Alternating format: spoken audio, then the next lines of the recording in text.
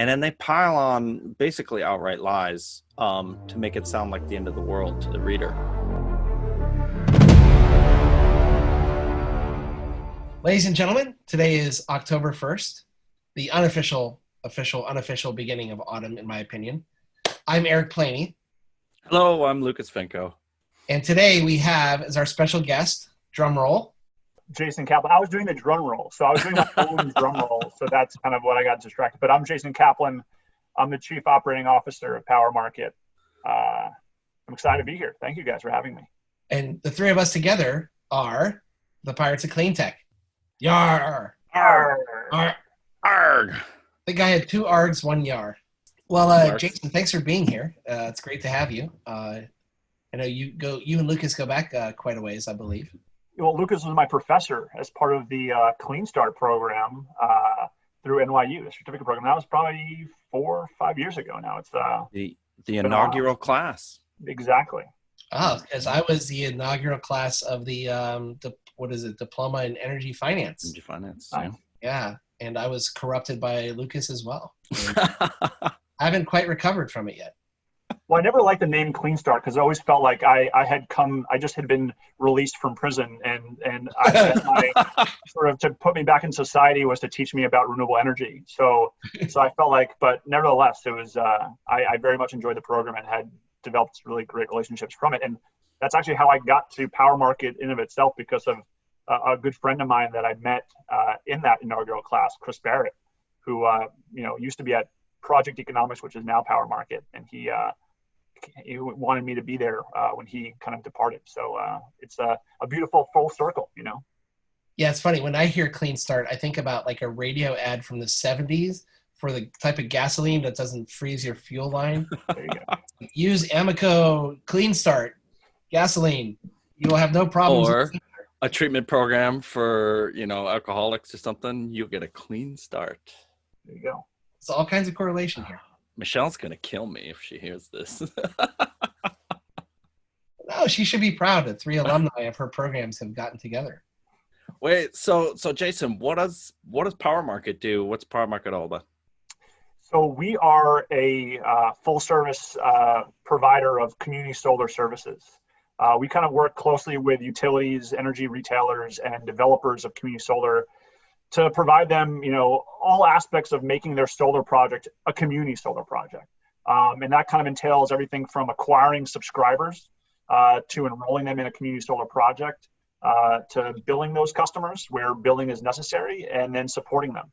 So as you probably know, Lucas, community solar as an industry is kind of it's been, around for close to 5 years now, but still in its infancy and as it relates to kind of the activation of the market. But we've been pretty successful in, managing. We just hit over 200 megawatts of AUM, which I'm very excited about. Really over the last few years is kind of when you've seen a tremendous uptick in the actual development of community solar. And again, just for the edification of our wonderful listeners to the podcast, community solar is, instead of installing solar on your roof, you're able to participate in a community solar project, a large solar array that's been built and constructed somewhere else within your utility territory. So let's say you live in an apartment building in Manhattan, or you're a renter, or you're in a co-op, or your roof shaded, or you just simply don't want to have to worry about panels on your roof. You can join a community solar project to the extent there are projects in your territory, and get to save every single month in participating. It's sort of a no-brainer of a product, because there's no risk to the customer. They get to guarantee save every month on the utility bill, as well as support local clean energy. What could be better than that? Yeah, So and I don't think there's anything. There's no hole in your roof. I'm biased, but I don't think there's anything. Well, I agree. I want to sign up for community solar. I'm waiting for the opportunity. It's got to reach out to everybody before we can do it. But yeah, I don't want to put holes in my roof, and I have big trees and I have shade. I can't put solar in. So a lot of people in this situation, they can't put solar on the roof. What are they going to do? So right. I love community solar. I want to sign up right now. So. Well, you should just then. I didn't want to go into my sales pitch already in terms of. Well, see the link below. Eric, you can put that link in there, right, to powermarket.io/marketplace. It's a distinct possibility. Do that. And It'll you can cost find you a project that might be in your neighborhood. But no, I mean, listen, it's the beauty of community solar is just sort of this notion of democratizing access to clean energy, right? Like, I think NREL did a study where 50% of families or households can't participate in clean energy because, they just don't, again, for all those reasons why you couldn't have solar on your roof. It's just, all right, well, I support these issues. I care about these issues, but how do I do something? And I think that's the issue. Like right now, as our generation, we're thinking like, how do we make an impact? We see we're going to go through some articles that talk about, the impacts of climate change and all of these things that are happening that in some respects, as individuals, we feel helpless, right? Like we just like, all right, I can't possibly affect legislation on carbon pricing. Like I can't, I don't have that power. What can I possibly do? And that's kind of where community solar kind of gives this little, hey, like you can do something. You can join a local clean energy project. Like by nature of joining, like you're helping finance a solar array in your community. Like you're making actually a real difference in doing that. And that's putting clean electrons into your local grid. So again, obviously you can see like I'm passionate about what we do because I frankly think it's like the best way of getting that kind of access to and participating in clean energy as an individual. I have a comment and a question. First, my comment is I am a subscriber to Community Solar. I signed up with Nexamp about 6 months ago. Okay. Probably about 4 months ago is when I started getting my bill reduction. And during the course of summer, it's been about 30-40% cheaper having those retro credits, if you will, on Community Solar. My one little stupid comment, and I'll get to a real question. I actually asked Nexamp to do something so ridiculously easy from a marketing standpoint. But those little, like your house is protected by ADT. Why don't they have those little signs that say your house is being powered by Community Solar with our company? Like for us, I think a lot of people want to show the world that they are using Community Solar, and it's great, easy marketing. Yeah. Listen, we actually came up with a lawn sign. Like there is a design in my email box somewhere of a lawn sign of saying like, I am a community solar subscriber. I mean, it's Eric. I mean, I will go back to our team tomorrow and say, and if you want to join a power market project, I will gladly put a lawn sign on your lawn to make that happen. Well, I'm not interrupting any business. You can. I'm not saying like, so don't get me wrong, but I'm happy to make that happen for you. No, I mean, listen, you're absolutely right. People want to be proud of it, right? People want to say, hey, like I did it. Right. I am brand loyal, so I do probably will stay with Nexamp, but hopefully this will encourage them to follow suit with a little lawn sign. But here's my actual legit question. It's amazing because this was almost pure coincidental, but over the last couple of days, I've actually gotten questions from friends and colleagues of mine who are thinking about either rooftop solar or they're thinking about rooftop solar, and I mentioned community solar, and they don't actually know community solar exists. One friend's in Long Island, and so he wasn't even sure there's projects there. And then one friend, we just talked about it conceptually, and he didn't know that community solar is really burgeoning. So I'm going to ask you to take your marketing hat off for a second, just for a quick one. And if somebody is actually considering either rooftop or what type of variables should they look at? How should they make their decision as to what's better for them? Because both of them, in the end, should be saving the world a little bit by, clean power generation. How does one go about making that economic decision? I think it's a deep introspection that they have around their risk tolerance. So there's a notion of rooftop solar, I think, based on the way that I know it to be sold. Frankly, I have not been in the development game for a little bit, but at least on the resi behind the meter side. But I do know that there's a key assumption that is and a risk that's put on the customer, namely, what are the prices of the retail of a kilowatt hour going to be for me in a year, in 2 years, in 5 years, in 10 years? The broad notion is that retail rates of energy are going to rise, and in that sales pitch, that's sort of a key assumption that's being made, that year over year, energy costs are going to go up 2%, 2%, 2%. Because the value proposition of putting rooftop solar on is to say, hey, like whether it's a lease or a PPA, we're going to fix your rate of a kilowatt hour at, again, let's throw out 15 cents a kilowatt hour. And you're going to have this flat kind of, just pay us whatever that is, 15 cents year over year over year. And maybe today you're paying 13 cents or you're paying 16 cents. But that over time you will theoretically save because as the retail cost of energy goes up, those kilowatt hours, well, guess what? You're just paying that 15 cents. So there's an assumption being made that your rates are going to go up, and therefore that wedge, that delta that's going to increase over time is going to be your theoretical savings. But in some respects, that's theoretical. Nothing's guaranteed. No one's saying, yes, in fact, retail rates will go up by 2% every year. And then you can realize that rate of return. I know in some, rooftop solar deals, there might be some deposit you have to put down or cash you have to put down. And certainly there's a time value of money analysis that you would have to do in terms of, am I going to get that money back if I use those dollars and invested them? Will I get that return? The counter on the community solar side is that and again, I'm just sort of doing this sort of comparison based on the risk tolerance, is that there's no risk in participating in community solar because we are providing the subscriber, the participant, a guaranteed savings every single month on the value of the credits that they receive.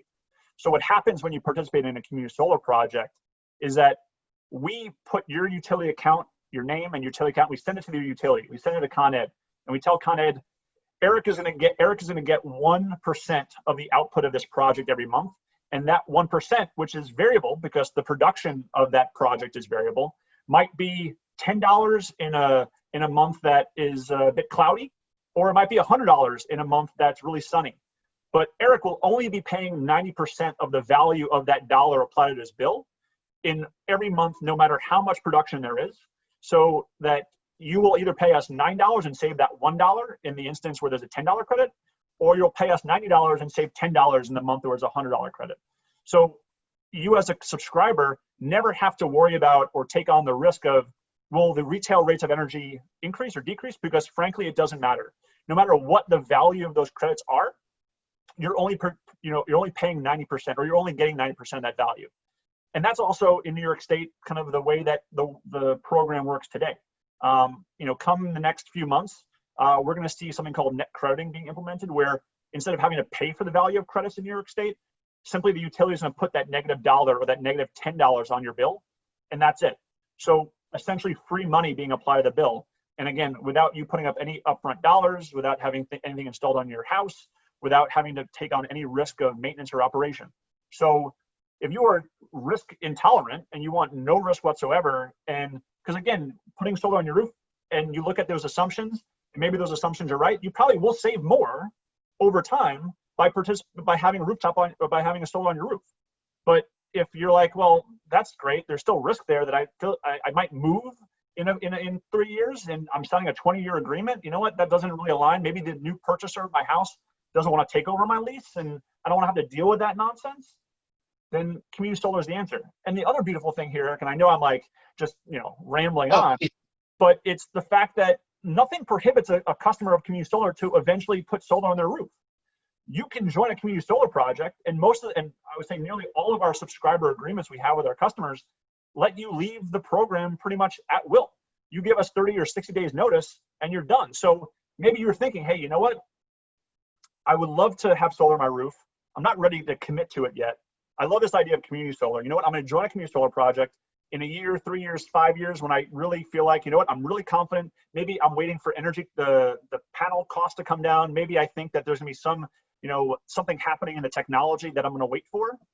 Well, then join a community solar project until you're like, you know what, I think I'm ready to commit to on-site solar, or never commit to on-site solar and stay with your community solar project and get that free savings every single month. So that would be what I would share with your friend in terms of just kind of like thinking about weighing those risks and whether or not that is still a good value proposition for them. I mean, frankly, for me, like I live on Long Island, and we actually have some of the first community solar projects that are going to be developed on Long Island. I want to be one of the first customers of our Long Island projects. But when I live in a one-story ranch, like we plan on maybe doing some construction, so I'm not ready to commit to putting solar on my roof. But being a part of the industry, like I absolutely want to do that at some point. So like, even though I'm in community solar, like I plan on putting rooftop solar on, but in the meantime, like I'm going to sign up for one of our projects, so I can get that guaranteed savings every single month and feel great about doing it. So that's what I would share with your friend. And make sure he watches and listens to the podcast. I hope he's a subscriber to Pirates of Clean Tech. You got that, Aaron? No, he is. This is why I ask such questions. I should have been talking directly to him. You should give me his name. I'd be like, hey, Jerry, this is what you got to do. Okay, let's Get him on the talk. phone. Wait, Right. that's his name is actually Jerry. That's amazing. That's funny. No, is it Actually, really? Jerry's not his name, but that was going to be the pseudonym that I was going to use for my friend. Good. Let's just call him Jerry. Jerry. Or Elaine. Right. Usually all my like straw man examples are just characters from Seinfeld. So you know. Nothing wrong with any of There's that. this Kramer guy who buys solar. How does the economics of getting a community solar project get built? Tell me a little bit about that. Like, who's financing community solar projects? Or I assume the big banks are, and they're doing it off the contract, if you will, that's embedded with the utility on the purchasing of those credits. Yeah, I mean, one of the like, let's use, we can use New York, Massachusetts as an example, but essentially there's the value of the community solar credit. So those dollars that I was telling you about that get applied to your bill, those are all correlative to $1 per kilowatt hour that the utility is, signifying each kilowatt hour is worth. And so those numbers are in some ways fixed. So again, community solar is a state, regulated program, state enabled program, depending whether it's, the Department of Public Service, in Public Utility Commission in New York, DOER in Massachusetts, in kind of showing kind of what the value of community solar is. In New York State, you've got this beautiful, complicated beast known as the value stack or the VETR credit, which is a component of various, components that create the eventual cent per kilowatt hour that each kilowatt hour is related to. And NYSERDA put out a model that essentially allowed developers to kind of make assumptions as to what the value of these community solar credits would be over time. And so it's really looking at kind of, what's part of that value stack in terms of the revenue from the kilowatt hour value of credits from VETR, the investment tax credit, depreciation. It'd be like financing any other solar asset or any other renewable energy asset, in terms of looking at kind of what the inputs are for construction. Right. So, or revenue, and then obviously you've got the expenses on the other side. So, and our services are part of those expenses. Construction is part of those expenses. But when you look at community solar, comparatively, like why do people develop community solar as opposed to other solar assets? I mean, again, we're talking about a 2 megawatt or 5 megawatt solar project.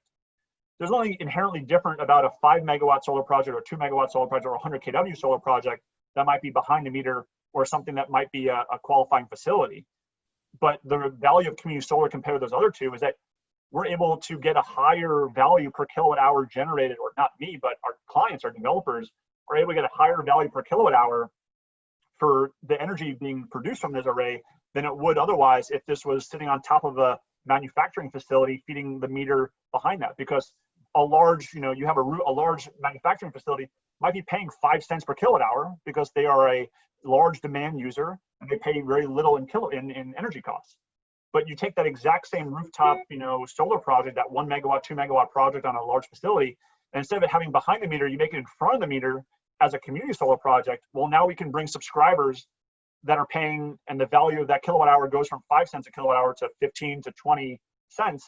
Well, that's a meaningful difference. And that kind of then drives the returns for a developer. Where, yes, you might have to pay a little bit more by retaining a power market or another, provider of community solar management services, but it's certainly it's worth it in the long run because you're gaining so much more value off that kilowatt hour. Yeah. It's a great project. Look, I'm all in on community. I think it's a fantastic way for someone to enter clean energy. One of the things that Lucas and I were really trying to do in this particular season, because it was a lot of feedback from season 1, how do we make clean energy accessible to quote unquote the ordinary American? Because there's a lot of perception out there that clean energy is kind of an elitist game. It's like, rich people who want to quote save the world, save the whales, etc. But how does the average person who has limited means participate? And this is one of the greatest ways to do it. Yeah, I mean, absolutely. And frankly, is this notion of equity, right? It's, one of the challenges that we had early on was that, there are a lot of, I would say, legacy requirements placed on us in bringing customers to community solar. And what I mean by that is that, the financiers of community solar are looking, because when you have to charge customers for the value of the credits that they receive, there's inherently a default risk. And when there's any default risk, any financing partner is trying to mitigate and minimize risk at all costs. And the one mechanism of doing that is by saying, hey, you can only bring customers to your projects that meet a certain FICO score, and making a correlation between your credit score and your ability to pay for community solar credits. And inherently what that does is leave out low, moderate, and otherwise individuals and households who theoretically would benefit the most from participating in community solar. The one thing I'm super excited about is one of our clients right now, we're working in Rochester Gas and Electric and National Grid. And the directive that they provided us is to really source low to moderate income individuals and households to participate in community solar. And we've got some partnerships that we're working on right now that I'm really excited to. I can't announce it on the podcast right now, but maybe you'll have me back to. I know I want to leave people on the edge of their seat, but that I'm just extremely excited about these opportunities, because frankly, that's kind of that's where we want to bring these credits to the most, so that these individuals, these households that are low income, can really truly enjoy the benefits of clean energy. And I know we're going to be talking in some of these articles about just how do you create impact and create change, and it happens by more people being a part of clean energy in all of its facets, and being exposed to it in ways that they become proud of it and talk about it, because that's only how it grows. If you have it segmented to only certain populations and certain people get to participate in it, then really it kind of stays siloed. But as soon as we're able to enable all people to enjoy the benefits of clean energy, then I think community solar and everything else, all these policies that we talk about, can really kind of flap its wings and soar. And I'm just excited to be a part of those first projects that are going to be doing that. Certainly there's Solar for All and other projects in New York State, but certainly as we lead the charge in New York to bring more low to moderate income individuals and households to community solar.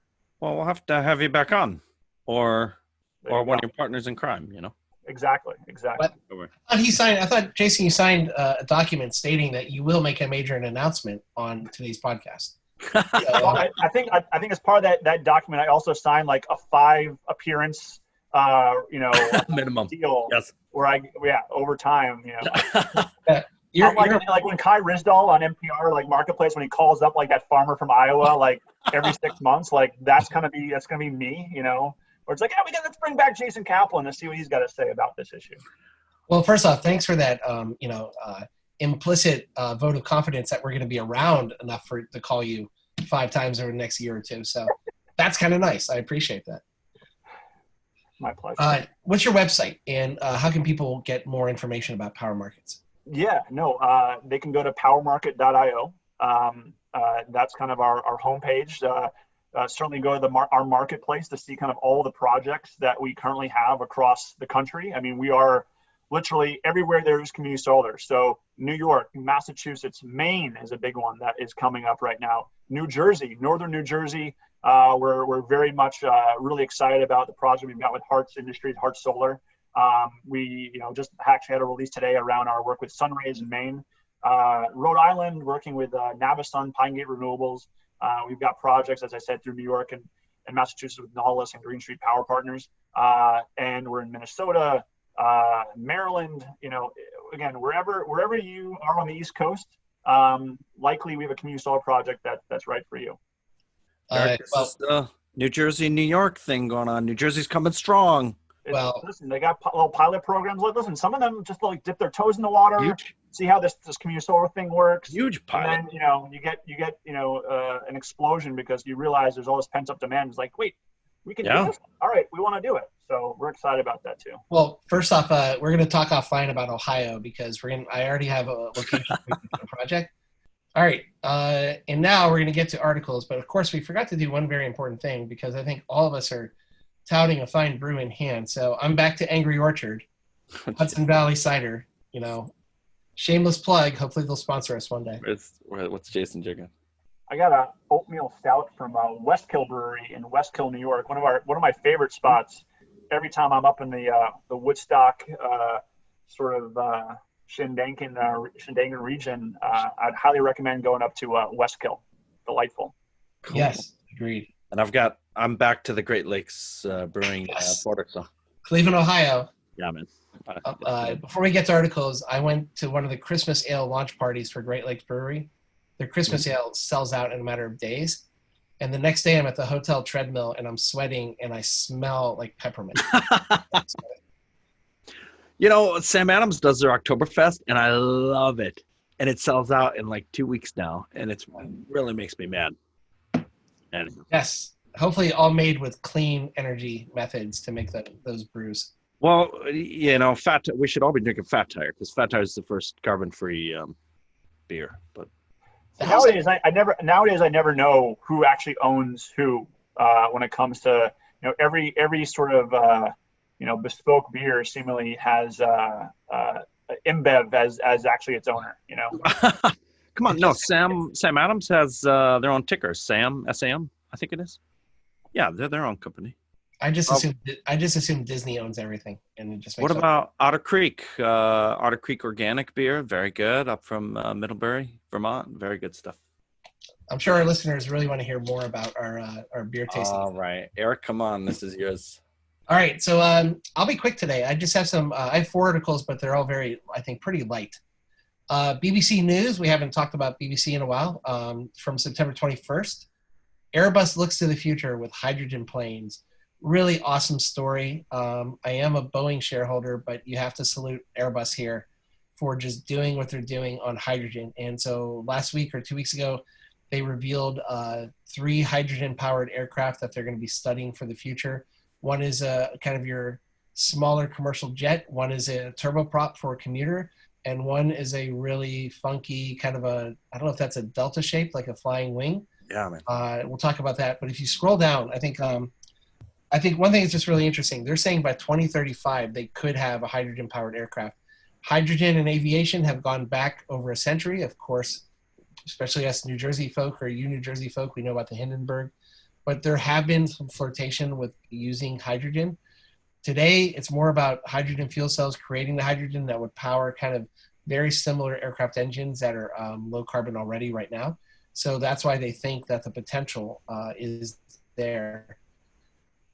Now, the one downside, though, to this, a hydrogen-fueled aircraft with very, very low or zero emissions would only take place if all the airports in Europe, North America, South America, all over the place would create hydrogen fueling infrastructure. So we can talk about the airplanes all you want, but there would have to be a concerted push by regulators and by governments in order to fuel and fund infrastructure development at airports so they can have access to hydrogen to power the fuel cells. So I like this article because it's just a great quick read on a new technology. The chief executive of EasyJet is one of the big endorsers of that. EasyJet almost acts as like a inter-European city shuttle. So I think that they would be someone that would be very interested in this because the types of ranges probably fit their business model. We're talking about, you know, probably less than 2,000 miles. And then on the turboprop concept, even a little bit lower. So more of an intercity concept. I like it. I'm all about it. We need to be looking at more solutions. I'm going to tip my hat to a friend of mine who runs something called CAFE, the Center for Advanced Aviation Fuel Industry. And that's more of a biofuel for aviation fuels. But I think those types of organizations and firms like Airbus are doing the right thing. And what does that infrastructure look like, though? Like in terms of actually putting in the investment to do the refueling stations? Like what does that take? Because it seems like that would then have to be sort of multiple, you know, having kind of redundancies in terms of fuel source at these airports. Mm-hmm. Yes, this article does not get into a dollar detail or in engineering detail, but over the past episodes, we've talked about creating, you know, green hydrogen. So there would have to be, I think, a very smart government plan in place that would look to creating green hydrogen either for airports themselves or as airports as a potential client.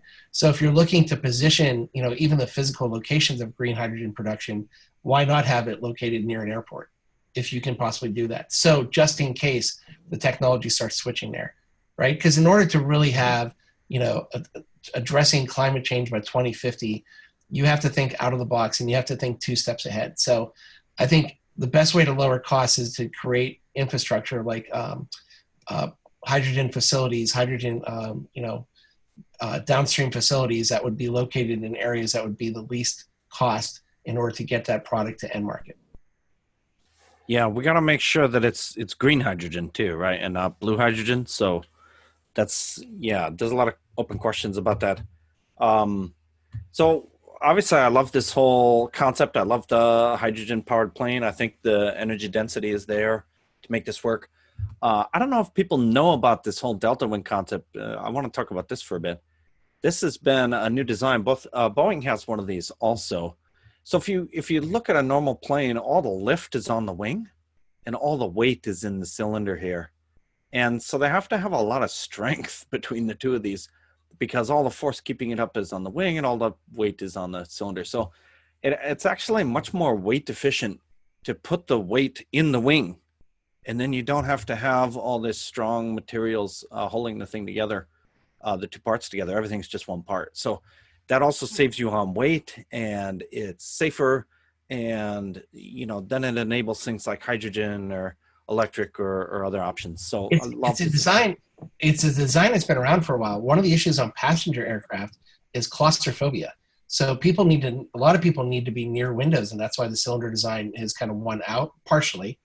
But one of the issues about delta wing is you would have, you know, literally row that could be 15, 20 wide of people. Right. And so that has to be addressed. And that's something that would be addressed. Well, but you wouldn't get claustrophobic because it's big and open. It's a big open space. But it's still confined space because you don't have access to seeing the outside. And that's what. Yeah, I know. But you don't feel like you're in a closet, you know? Oh, fair enough. Fair enough. Yeah. I don't know. Jason, what do you think? I'm super intrigued by that notion because I think just looking at that plane, you think it looks like a UFO.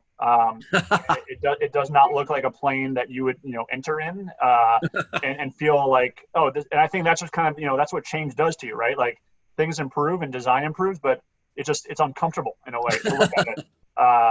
But everything you said, Lucas, I kind of defer to your physics background and believe that.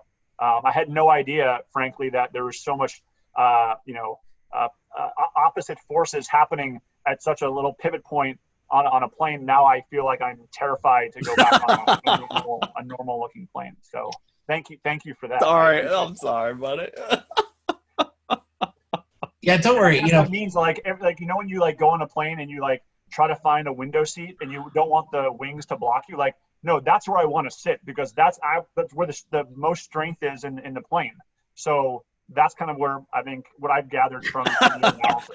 You should not board a plane with me either, because I do safety checks on every plane I step on. So, you know what? It's only in Superman movies.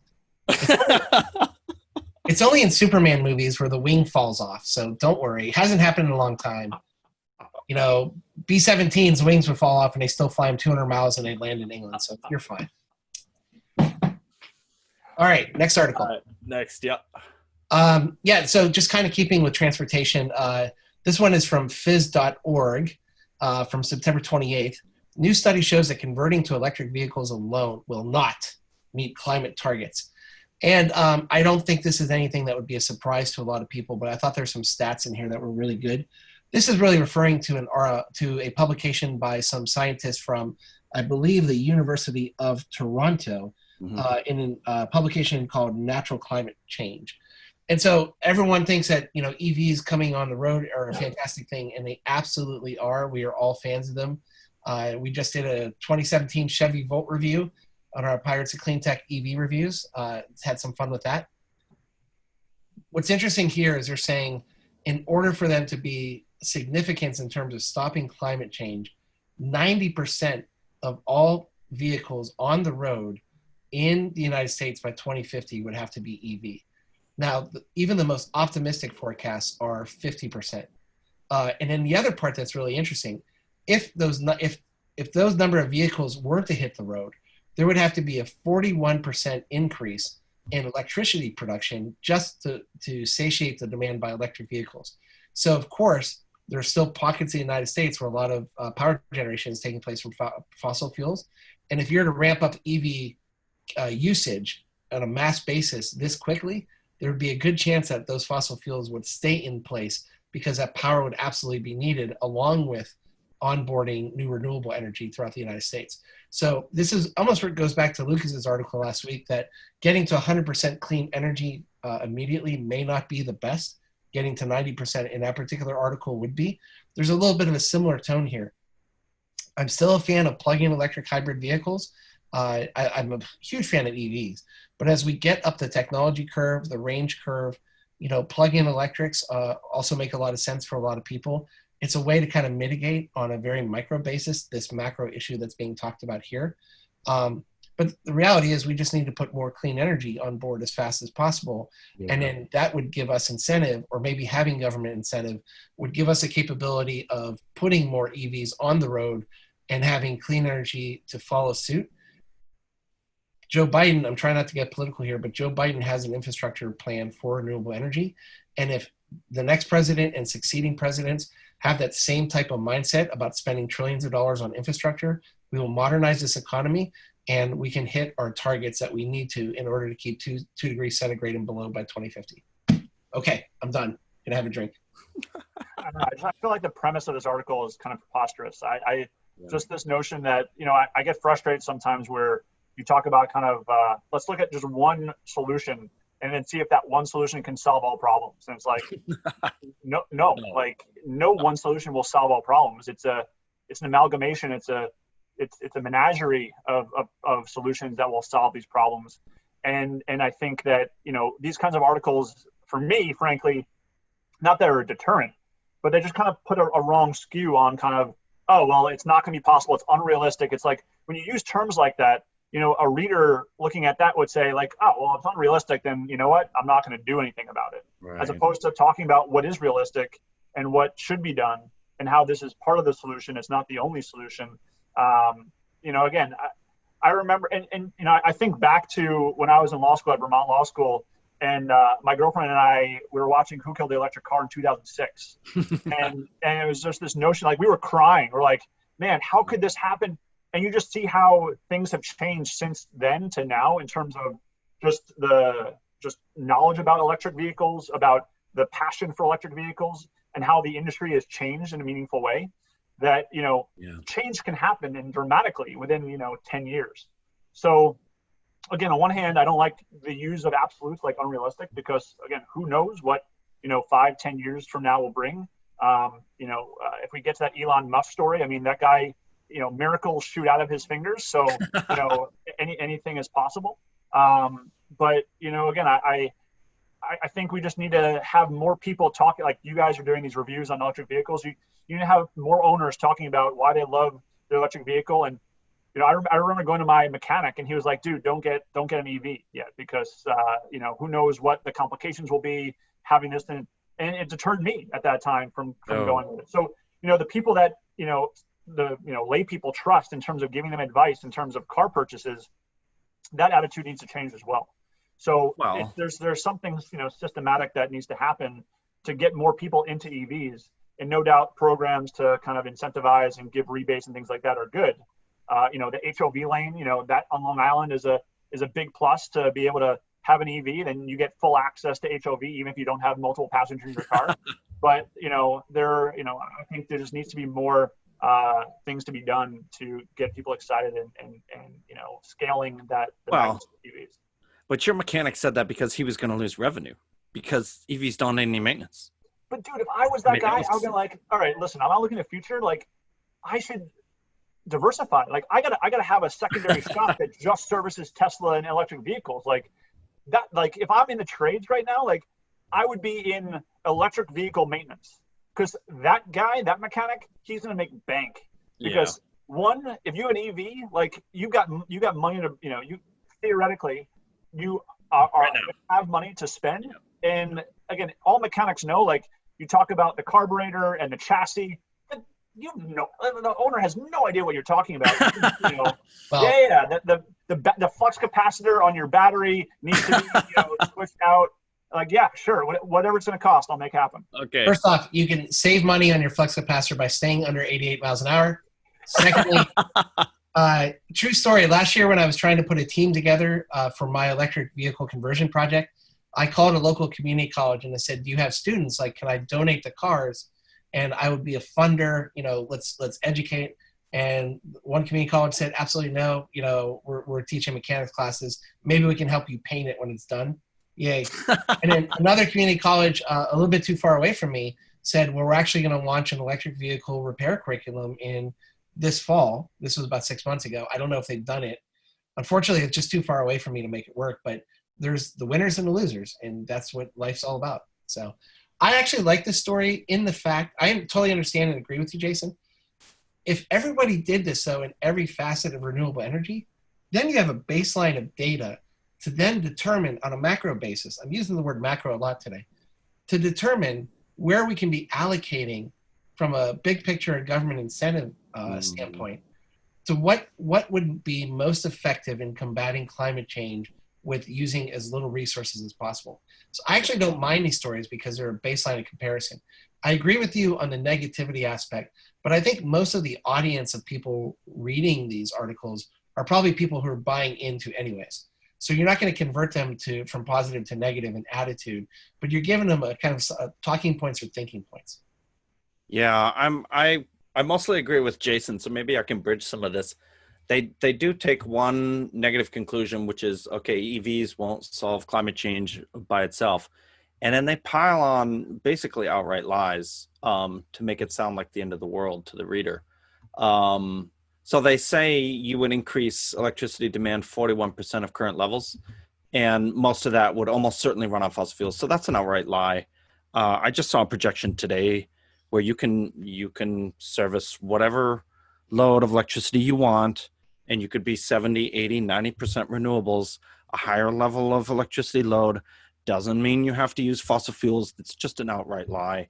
And in fact, if you manage your EV charging properly, you can do it with less infrastructure because you can charge it when nobody else is using the electricity, and you can use curtailed energy that would normally just be wasted. So, there's no author's name. I don't know if you noticed that. So we can't send them any hate mail. No, but Lucas, you're starting to sound like the White House press secretary because you're saying the exact quote was, there will be a massive investment in order to make 350 million EVs happen. There would be a massive investment in new energy infrastructure, some of which could be fossil fuel or would be fossil. Almost certainly. So that's letting the reader think that, oh my God, we're going to have more fossil fuels if I buy an EV. It's a bunch of bull. My favorite thing about this is not really my favorite thing, but what I get tickled about EVs is just two industries that are massive with huge dollars behind it actually being antagonistic to each other, which are the utility industry and the oil and gas industry. Because listen, if I was a utility executive, I would be pumping so much money into getting people into electric vehicles, because my load has been stagnant for months and years now, and I need to make money for my shareholders by rate basing, by building more infrastructure. And the best way for me to make more money is to have more load. And if load is stagnating, I got to find more sources. And if there's no really more development, more sources of load, well, I got to create that load. And electric vehicles, seemingly by nature of this article, is to be creating massive load potential. So why? I mean, Con Ed, every utility should be saying, "Hey, we're going to give you a $5,000 rebate, $10,000 rebate to get an electric vehicle to put more of that on the road." And I think they should be the ones driving this change because it's for their bottom line. It's in their best interest. And then you obviously have the oil and gas industry that's losing out on all these, combustion engine. Totally agree. I've been fighting that battle for 10 years. The same thing you just said. I've been doing that for 10 years, and it doesn't make any sense. And everybody who I talk to in these utilities just has these crazy ideas why they can't put EV chargers everywhere. And every one of them has a different, token reason why they can't do it. And it doesn't make any sense. There's so much anger today coming from you, Lucas. Anger? No, look, I think most utilities have finally seen the light, even though I had to close the curtains just now, because there's too much light. I think the utilities understand it. I think the utilities are working on that plan.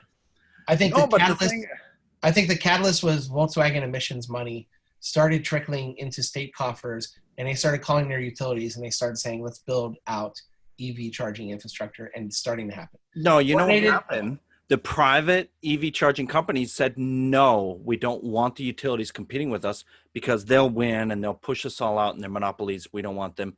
We're going to do it private. I think that's what happened. I don't Crazy. know. I see the utilities coming in. Maybe I'm only focusing on the really progressive ones, but they're out there. They should have. They had their chance and they didn't do it. Yeah. Well, all right, moving on. Getting fired up. Fired up. Yeah, so actually, let me go really quick on these last two ones. I feel like these articles, I feel like when you introduced me and gave me articles to read and talk on, like none of the articles that you share with me are ones that we're talking about. I gotta be on the fly right now. Yeah, these are Eric's. The articles? Oh, it was in the forward email down on the bottom. Mm-hmm. Oh, sorry. No, yeah, these were. Yeah, I sent to Lucas, and Lucas sent to you. So just so listeners know, all of my knowledge is just purely off the cuff. Like this is nothing is right. This is not like a Jimmy Kimmel show where I've been I've set up for all of this. I actually thought it was just the oatmeal stout, but thank you for clarifying. Okay, let's go quick because I know I'm taking a lot of time on my articles. Business Insider is actually just kind of paraphrasing an article that the FT did, but we put the Business Insider article up. The time is now, says Ernst & Young CEO Carmen Sibio, as the big four corporate accounting firms get serious about ethical governance and endorse official ESG reporting standards. We haven't talked about ESG much in the last couple of weeks. We've been focusing more on the fun techie stuff, but ESG is important because it's bridging investors to the technology, to sustainability, and also more in 2020, we've been talking about the S, which is social. So anyways, the big four accounting firms, this is kind of out of the World Economic Forum. They pledged that they are going to create reporting framework for ESG. It sounds like it's becoming more and more progressive. We're getting there. I think this is really interesting because if you take 10 people, put them in a room, and you ask them what ESG really means, you're going to get 10 different answers. There has to be some consistency in order for people to not think that ESG is just a marketing or fluff piece, right? There has to be some teeth behind it. Yeah, Lucas, you can scroll down. It's just really talking about the big four accounting firms are getting closer to creating a reporting framework for what ESG actually means from an accounting standpoint. Just having, I think, in the back of public corporations' 10Ks, actual defined scopes of ESG and how it fits their company, but also putting it in a framework that the accounting firms can sign off on is going to lend a lot more credibility and give a lot more investor confidence that they're investing in something that is truly ESG and is actually having an impact as opposed to something that's just being a marketing piece right now. So that's really the premise of this article. I thought it's just incremental progress, which we're trying to follow. So I was happy to see it. I don't have too much more to talk about on this one. Yeah, that's important. That's important, right? Because I think everything within the green kind of energy world or green world, it always starts off as greenwashing, right? It's people are going to do the bare minimum to kind of get the value of being green. And so it first starts off as just sort of telling, yeah, I'm green, and then obviously as people kind of appreciate what that means, they want to dive deeper and get do the due diligence, and then as they start unpacking and realizing, in fact, nothing you've done is actually green. Then people realize, oh, you know what, I need to do more, and I do need to do more. So I think no doubt having a structure, having kind of teeth and sort of an analysis there is beneficial to the overall industry in that respect. Yep. Yeah, and we've talked about this before, Eric, right? Like any kind of definition or guidelines or framework for ESG is helpful and it's definitely needed. So it's very good to see more progress on this. 80 trillion in assets under ESG standards. That's awesome. Very happy. It is. Agreed. Okay, let's go on to all right. Last article. CBS, two of my favorite news shows out there, CBS Sunday Morning and CBS 60 Minutes.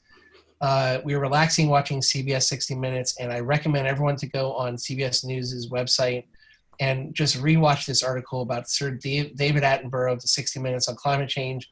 A crime has been committed. Sir David Attenborough at 94 years old, he is to land and ecology and biology what Jacques Cousteau was to the oceans and ocean biology. He's just incredible. Some of the greatest documentaries you'll ever see on nature and animals are David Attenborough pieces, and he goes back to the 1950s.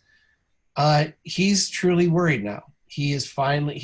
I shouldn't say finally, but he is coming forward and he's lending his name and his voice to the fact that we need to take care of climate change, and we have to do it now, or we are going to lose species, we are going to lose infrastructure, we are going to lose the way we live. And it's a beautiful piece because the way it's filmed and just watching the history of this incredible man. At 94 years old, he's still showing up at concerts, rock concerts, to like speak, and he gets rousing ovations because so many people in Europe and in the US grew up with this man. So it's a wonderful piece. The story itself here, on the website is okay, but I really recommend going on 60 Minutes website and watch the video highlights of it. It's truly wonderful. That's all I really got to say on this one too. The word crime is a very strong, word. But I'll be honest, I kind of agree. I mean, I'm going to put on my, I went to Vermont Law School. I'm a lawyer by trade. And in my criminal law class, we talked about kind of what it makes to kind of commit a crime. And you've got sort of two components. You got something called, I'm going to use some fancy Latin. You got a mens rea and an actus reus. And one is sort of the mental notion, the intent of the crime, and then one's actually the act of the crime. And, when we talk about kind of climate change and the impacts it's had, and you think about kind of what that crime was that was committed, it's all right. Well, there was knowing deception of those who were essentially putting CO2 into the atmosphere, namely the Exxon Mobils and the Shells and the fossil fuel industry, because they documents kind of show years and years and years of executives talking about the impacts that the introduction of carbon would have, and the actus reus being the ones of knowingly putting forth public marketing and other campaigns to essentially say that there is never or no impact. And I really think the two elements of a crime are evident. And obviously, historically speaking, corporations have never, or they frankly never are accused of a crime in the sense of it. Certainly there's civil litigation, but from a crime, no one goes to jail for, murder.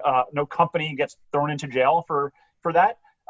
But really, at the end of the day, when you think about kind of the intent and then the action, it fits. So, again, I know it's might be harsh to say, but I kind of agree with what Attenborough has to say here.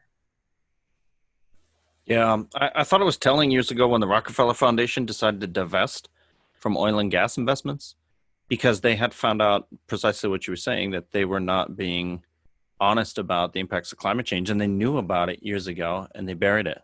So yeah, I mean, there probably is a good case that a crime has been committed by the fossil fuel industry. And yeah, I love David Attenborough. He did Planet Earth, right? And he did Blue Planet, which I love. They did sequels of those because they were so good. Yeah, and he's just great. So I'm definitely going to watch this later. And I think we should just highlight, because you guys probably didn't see the actual video piece. The headline, of course, the grabber is, quote, "A crime has been committed," but it really talks about just his experiences. So it's not a piece about litigation against, big oil and gas or anything like that, just to be clear. But he definitely has that tone about him in stating a crime has been committed. And I will say, because we do try to stay positive, and I don't disagree with your points, but in past episodes we have talked about how the fact that some of the like Shell, Halliburton, et cetera, are all setting up clean tech incubators, renewable energy incubators, and you can debate the reasons why they're doing it, but the fact that they are putting money into it is going to be part of the solution, whether people want to hear that or not. So there is something positive coming out of this identification. I think that we should mention that too, because we're happy, positive people here on the Pirates of Clean Tech. Yar. Yar. All right, that's it. That's all I've got. Okay, my articles, then I'll do them real quick. I found a carbon pricing article. I want to talk about carbon pricing because FERC's technical conference on carbon pricing was yesterday, and I got to listen into a little bit of it. It was very good. So if you're interested, there should be a transcript forthcoming, which you're going to have to sleuth down on the internet. But no recording, oddly enough. Anyhow, transcript should be good. So I found a good article about some of the issues surrounding carbon pricing that you might encounter in that transcript. This is from Boston Review, September 24th, The Trouble with Carbon Pricing. This is by Matto Mildenberger and Leah Stokes. They point out some of the issues that we've had with real life carbon pricing. They talk about carbon markets and what the issues have been there. They talk about carbon pricing.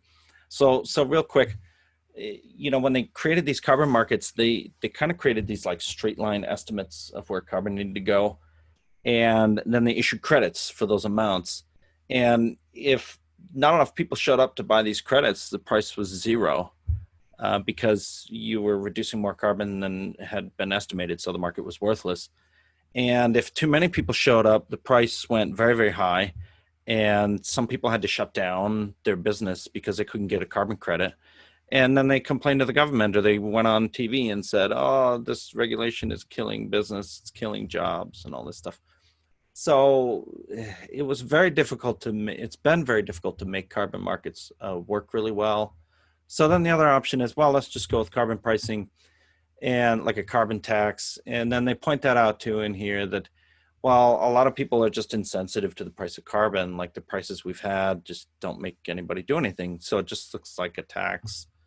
And then people just pay it. Nothing really changes, which I don't think is very fair, but they don't offer a lot of good solutions. To rebut. They just say that we're out of time and we have to do something, and they hint at something draconian. I don't know. Yeah, say we cannot afford to wait another decade. But then the article just ends and they don't have a solution. So I think I don't fully agree with their position on carbon price. I think if the carbon price was set at carbon capture, the cost of carbon capture, then who cares how much carbon gets used, right? Because we just take it back out and we put it back underground and it gets sequestered properly, hopefully. And then it solves the problem, right? We get the carbon going back in and we get a full cycle that can keep going. So I think carbon pricing can still work. The real problem is the price of sequestration is so high right now. And it's higher than anybody's economic or climate estimates of cost for climate change. So all that cost has to come closer to the economic estimates, and then carbon price will work. It's a long article. Sorry. This is a beast of an article, Lucas. You found like a novella of an article, and I actually did read it. And I think the one thing that I kind of the takeaway that I had really was around kind of the way that policy changes, that you have to have public support. And the thing about carbon pricing, carbon taxes, it just is archaic. It's just complicated to a layperson. And I think one of the fundamental problems is that us as a society has the impacts of carbon, the cost of carbon doesn't have a tangible effect, or it has a tangible effect on our lives, but not that's easily quantifiable. So when you talk about the cost element of it, in terms of what they referenced here, kind of the increase in the cost of gasoline, that has a very meaningful, immediate visual and visceral effect on kind of a consumer. But what doesn't have an effect is asthma rates going up in marginalized communities, the cost of health for healthcare for people who are getting cancer from different impacts. The impacts of the environmental impacts from acid rain and all those other things. Like nobody on a daily basis gets to experience that, but you do experience obviously higher costs for gasoline or higher costs for goods and services that bring in kind of carbon intensive processes. So yeah, there was a notion here around this idea of a dividend, of essentially paying people to either offset the higher cost or just paying people for individuals so they can appreciate actually the benefits of carbon pricing. And I think that's kind of what I think there's an approach there that I think is valuable in the idea of showing people the actual benefits of this program as opposed to showing the negatives to the industry, because the industry in all of their dollars are going to be using all of the same marketing tactics that they've used before to show and to use visual elements like advertising to how this is going to affect you as a consumer, how it's going to increase costs, but no benefits. And because the consumer has no concept of actually lowering carbon will have positive externalities for them, because inherently by the use of externalities, it's not something that like they experience, that it's just so hard for a normal consumer to appreciate the cost benefit analysis. I think that's the fundamental problem. I agree 100% with Jason. Over the last couple of years, I've asked people, give me a best practices for carbon tax. And nobody has the same answer. And every answer I do get is so convoluted. I feel like the solution is lock a bunch of sixth grade science fair project kids into a room, give them a 101 on what a carbon tax should be, and they're going to come out with a simplistic solution that people can identify with that would be reasonable. And that's the biggest problem with carbon tax. We just don't have that at all. And so, I don't really have more to say than what Jason said because he crystallized it so well. But Yeah. I'd like to see something done on carbon tax. I want to see consistency and clarity. That's all. Well, but every time the government tries to do something, the Supreme Court will cut it down unless it's a tax because that's in the Constitution. They have the right to tax. So, right? That's what happened with healthcare. I don't know. Yeah, I don't know. I just think Gotta that be dumb. I think people would be in favor of doing something about it. It's like, years ago, crude analogy, I tried getting a tax passed in my county in Ohio that would fund the arts, and it would be a cigarette tax. And one of our researches we found is that cigarette smokers don't mind paying a tax because they know they're doing something harmful and they're willing to pay a penalty to it. And if you put a cig tax on something that funds the arts, they're more than okay. That's what our polling found. And I think carbon tax would be very similar to that. Same way, yeah. People feel like they know that their economic contribution to society has a penalty, and that's carbon, and they get taxed for it, they would be okay with it. But keep it simplistic so they understand it. Yeah, that's cool. Okay, moving to the next one. This is from Clean Technica.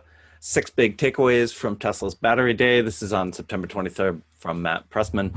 So we had to talk about Battery Day, right? It was the biggest clean tech event in the past week.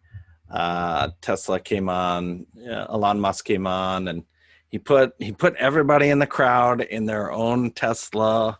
And then instead of applauding, people were honking on their horns, which is very cute. And, he went on to talk about all their crazy tech. I didn't get a chance to watch it because I was in meetings all day, but supposedly I heard it was very tech heavy, and I haven't gone back and reviewed it because I want to see what it was. But they did talk about getting the cost down. I guess they did not disclose the 1,000,000-mile battery, which some people were hoping for. He did talk about huge ramps in production. He did not say they were going to go away from their existing battery suppliers. He said they're going to need all their production and their suppliers to meet demand, because demand is going to be fantastic because everybody's going to go out and buy EVs, right? A lot about their production, which isn't that interesting, and their competition, and they're not resting on their laurels. So just wanted a quick summary for people to get up to speed on what happened with Tesla Battery Day. I don't know if you guys saw it. I didn't, but I mean, from what you described as to how he put everybody in the audience in their own Tesla it speaks to the genius that is Elon Musk in terms of marketing and selling EVs. I mean, the guy is brilliant. I mean, everyone wants to be Elon Musk. If you're in clean tech, like just this sort of like, quixotic genius who creates all these companies and SpaceX and Tesla, it's like that, he's created this aura around himself that people just like blindly buy in. Like if it says Tesla, like I want to do with it. And you see that in the stock market. You see that with the, all the fluctuations in the price of Tesla.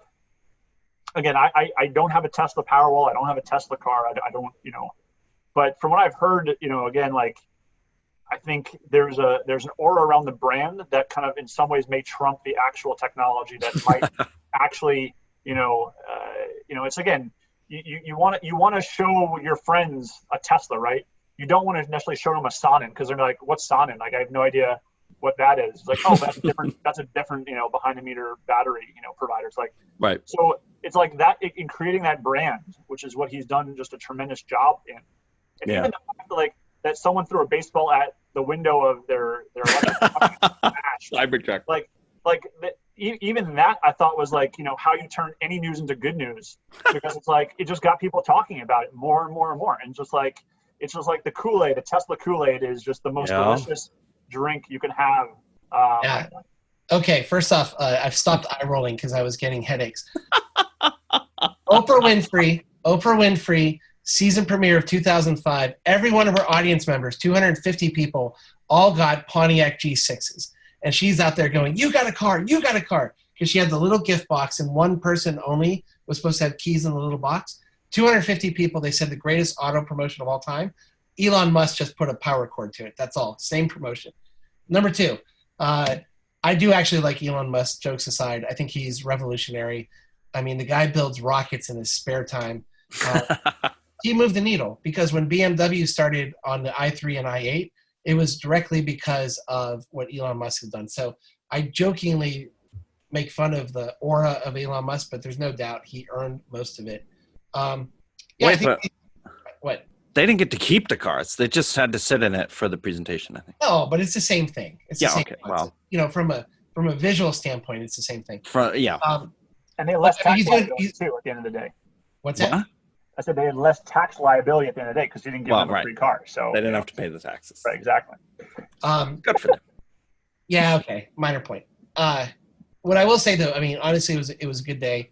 I was critical of Tesla early on because GM, for example, they're building electric vehicles and they're making LG pay for the cost of development. They were doing off-balance sheet battery development which is good for shareholders.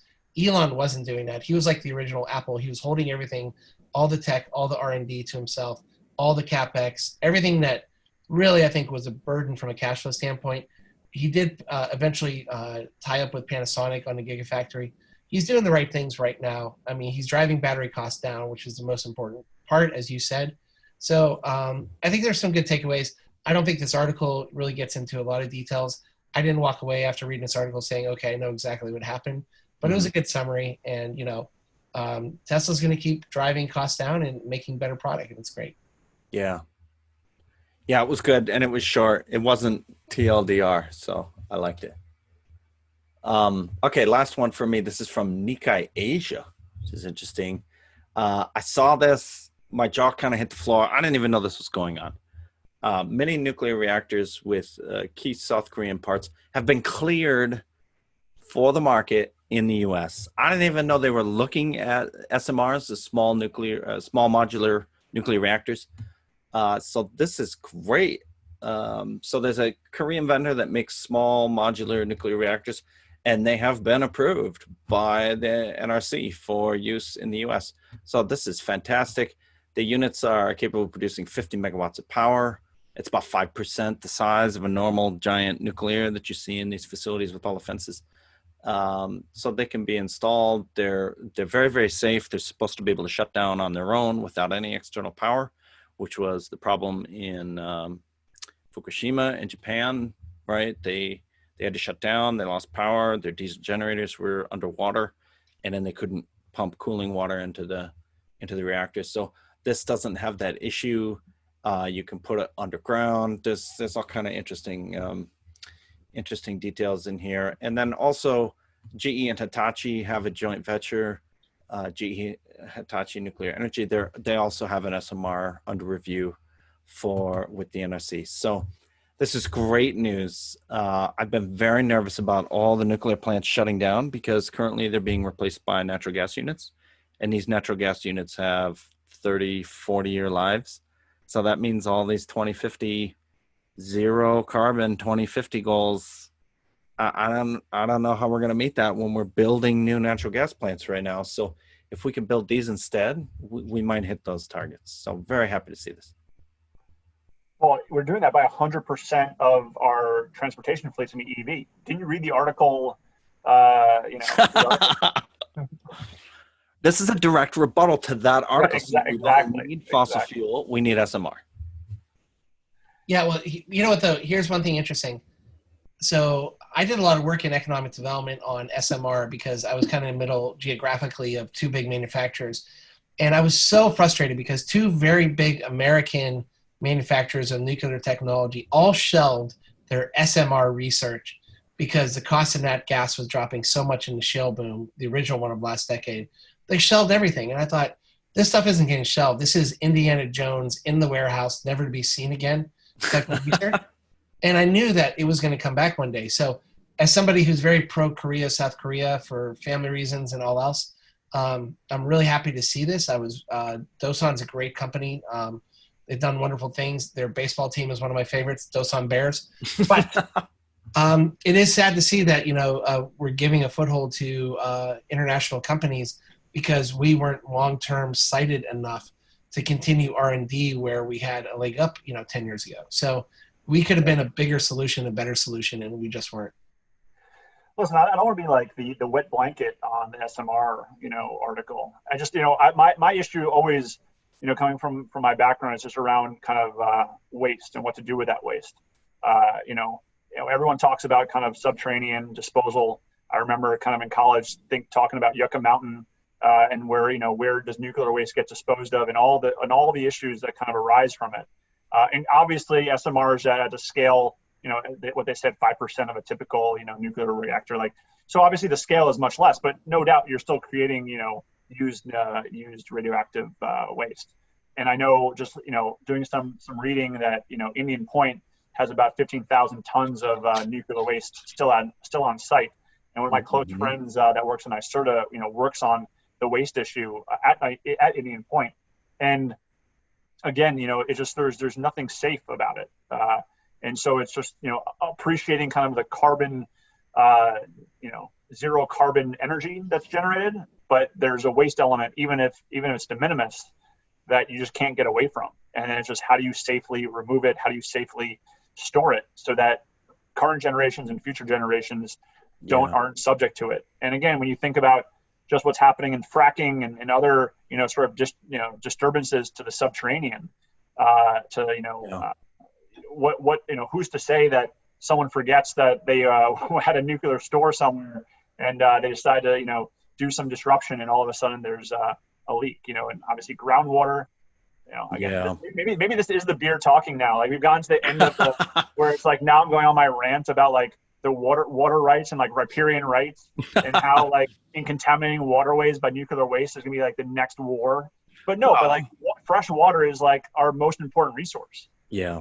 And any attempt of potentially contaminating it, like, that people get really scared about that. You see that up in upstate New York with fracking and all that stuff. So I was going to go on a rant about, why are we not reprocessing nuclear waste? That's a whole hour rant I could go on. Well, and a couple of things. I was actually, while you're talking, looking up, and I thought on a proportionate basis, SMRs generate less waste, but I really have to research that because I'm not sure that's true. I do think there was a thorium-based SMR design that was going to be less waste, but most of them are still traditional nuclear. So, correct. If the tech would evolve that SMRs had less waste, I think that's in consideration. The idea is, I think there was an article last week that we didn't feature where Polestar's owners, which is Volvo, called out the rest of the electric vehicle industry saying, be transparent about your inputs in a manufacturing process to show how green your car really is. And it goes back to, there's third world countries or emerging market countries making solar panels, and there's a lot of chemical process that goes in there and they end up in wastewater. So the whole industry, especially the clean energy industry, has to hold themselves accountable that the whole manufacturing supply chain process is as clean and transparent about clean as possible. Because you're right about the nuclear waste, and my counter would be, well, if it keeps carbon and methane from getting into the air, I'm okay with the potential trade-off as long as we address the trade-off, as opposed to blindly buying solar panels and not worrying about the inputs and the effect on the inputs environment. Or the waste. I agree. I agree on that, for sure. Yeah. Well, this was an exciting one. This was a great day. I think we covered some great articles, and Jason, you really kind of drilled into community solar, and you're a fantastic advocate for it. And we need more of that. Absolutely, I appreciate it, and I hope the viewers and listeners after listening to the Pirates of Clean Tech are like, you know what I gotta do? First thing, get me on. They'll probably stop at some point and just pause the podcast and just sign up for community solar, because it only really takes 5 minutes. And again, go to the link below. But for those that are on listening, I'm just pointing down. I don't know if there's any post-production, but you can go to powermarket.io/marketplace.html. And you'll see all of our projects across New York and really across the country. So if you're listening in Massachusetts, Rhode Island, New Jersey, you can sign up for community solar right now.